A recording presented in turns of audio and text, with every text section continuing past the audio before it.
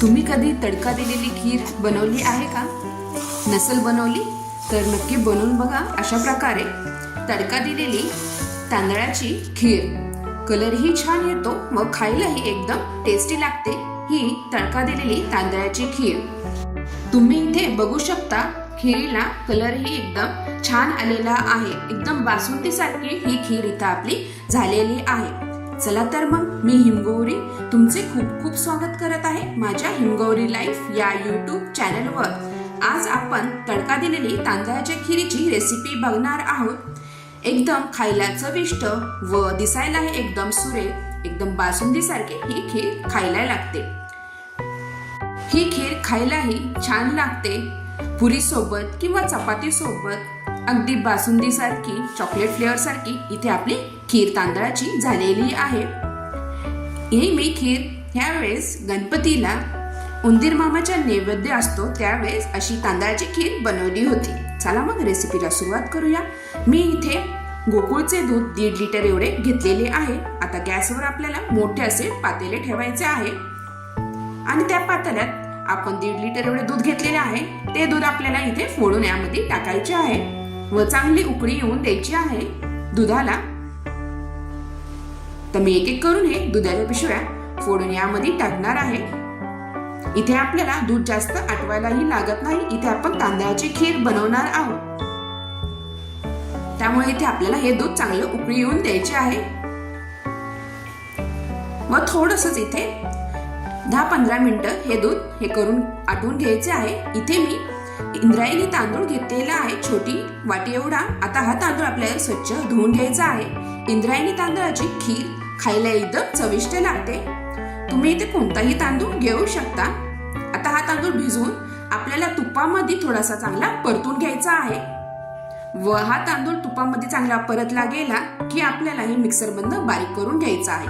इथे मी काही ड्रायफ्रुट्स घेतलेले आहे. हे ड्रायफ्रुट्सही आपल्याला तुपामध्ये चांगले परतून घ्यायचे आहे. तर ड्रायफ्रूट परतून झाले की आपल्याला हे एका प्लेटमध्ये काढून घ्यायचे आहे. आता इथे दूधही आपले चांगले उकळले गेलेले आहे. तर 10-15 मिनिटं मी हे दूध चांगलं उकळून दिलेलं होतं मोठ्याच फ्लेम मध्ये.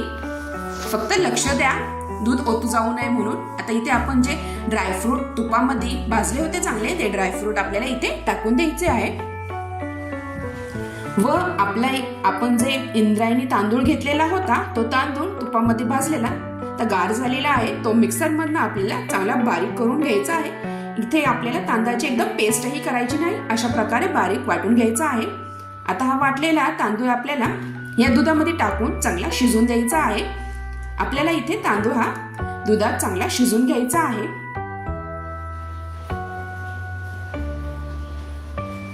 छानपैकी इथे हलवून आपल्याला हे तांदूळ दुधात चांगला शिजवून घ्यायचा आहे. आता इथे आपण तडक्याची खीर बनवणार आहोत. त्यासाठी तडक्यासाठी आता आपल्याला इथे साखर घ्यायची आहे. आता मी इथे जसे गोड लागते त्याप्रमाणे तुम्ही इथे साखर ऍड करू शकता. मी इथे 1.5 वाटी एवढी साखर घेतलेली आहे आणि ती साखर एका पातेल्यात आपल्याला मेल्ट करून घ्यायचे आहे. इथे साखर आपल्याला चांगली मेल्ट करून घ्यायची आहे.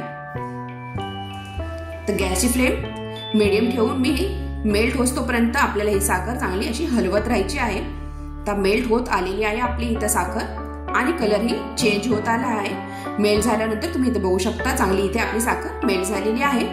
आता ही साखर मेल्ट झाल्यानंतर आपल्याला आपण जे दूध उकळायला ठेवले होते तांदळाच्या खीरीसाठी आणि त्यात आपण तांदूळ टाकलेले होते इंद्रायणी, त्यात आपल्याला इथे ह्या साखरेची तडका द्यायचा आहे. आता तुम्ही गॅस बंद करूनही हा तडका देऊ शकता, नाही तर दूध वरती येऊ शकते. त्यामुळे गॅस बंद करून तुम्ही हे तडका द्या आणि हळूहळू थोडं थोडं करून हे साखरेचं आपण जे वितळवलेलं आहे ते यामध्ये टाकायचं आहे. अशा प्रकारे इथे आपली तडका दिलेली खीर रेडी होते. कलरही छान येतो व खायलाही एकदम टेस्टी लागते. अशा प्रकारे पूर्ण साखरेचा तडका दिल्यानंतर तुम्ही गॅस चालू करून परत पुन्हाही 5-10 मिनिटं ही खीर शिजवून द्या. मस्तपैकी आपली इथे तांदळाची खीर रेडी होते. अशा प्रकारे तुम्हीही तडका दिलेली अशी खीर बनवून बघा. खायला एकदम टेस्टी लागते. आता यामध्ये आपल्याला सुंठ विलायचीची पावडर टाकायची आहे. मी तर 1 चमचा एवढी सुंठ विलायचीची पावडर टाकलेली आहे. आता ही पावडर टाकल्यानंतर चांगले मिक्स करून घ्यायची आहे. अशा प्रकारे आपली इथे तांदळाची तडका दिलेली मस्त अशी खीर रेडी होते. अशा प्रकारे तुम्हाला ही रेसिपी कशी वाटली नक्की कमेंटद्वारा कळवा व तुम्ही ही नक्की अशी तडका दिलेली खीर ट्राय करून बघा. मस्त अशी कलर आलेला आहे या खिरीला. आणि हा व्हिडिओ तुम्ही शेवटपर्यंत बघितल्याबद्दल तुमचे खूप खूप धन्यवाद. आणि ह्या व्हिडिओ खाली छानशी अशी कमेंट करायला विसरू नका आणि लाईकही करत जा व्हिडिओला. ही खीर जर तुम्ही थंड करून खाल्ली तर एकदमच भारी लागते. थंडगार अशी तांदळाची खीर. अशा प्रकारे तुम्ही हा व्हिडिओ शेवटपर्यंत बघितल्याबद्दल तुम्हा सगळ्यांचे खूप खूप धन्यवाद. पुन्हा भेटूया अशाच नवीन रेसिपी सोबत. तोपर्यंत तुम्हा सगळ्यांना बाय बाय व थँक्यू. मस्तपैकी एन्जॉय करा माझी ही रेसिपी.